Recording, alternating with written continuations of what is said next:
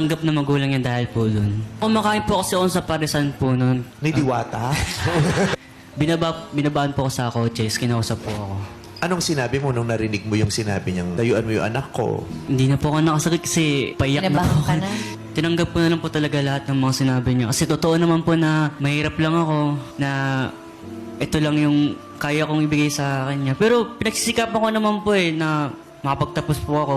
Nagtatrabaho po ako sa sapatusan. Sumasayaw po ako. Nagkakoryo-koryo po ako.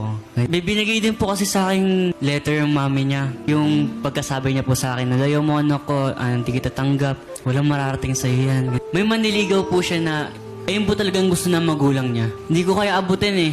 Down na po talaga ako. Kumbaga may kaya, yun na lang. Opo, may kaya po. Pogi pa, matangkat, gano'n. Ako, ito lang. Kung ano yung kaya ko, yun lang. So, surprisein ko rin po kasi siya dapat nun eh. Pumunta po bali ako sa bahay nila kasi. Napangan ko na po. Hindi, babalikan niya lang yung magulang. Rest back! Harapin ko po talaga yung parents niya. May narinig po ako kasi gate po nila ito lang po, tas yung ito lang po ako, tas sa loob po sila ng gate lang. Yung, Anong narinig mo? mag-uusap po yung lalaki tsaka yung mama niya. Sabi po ng mama niya, oh, ito yung anak ko. Wala pa tong BF. Pwede mo naman ito ligawan tsaka yung nagkaagos sa kanya, wala namang kwenta yun. How painful will this be para sa'yo? Masakit po. Wala pa po kasi kaming closure simula po. Kaya gumawa po ako ng dahilan para mapagkita po ulit kami.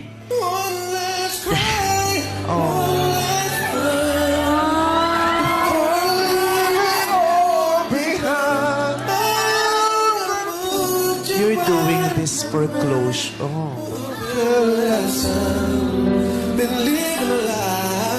So kahit masakit sa... Oh, ba't naiiyak tuloy ako sa'yo?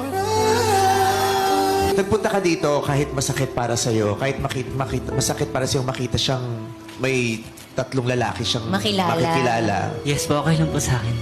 Kung yun po yung kakasayo niya, edi go ko po. Hindi ko kaya na umiyak. Ba't ka naiyak, ma?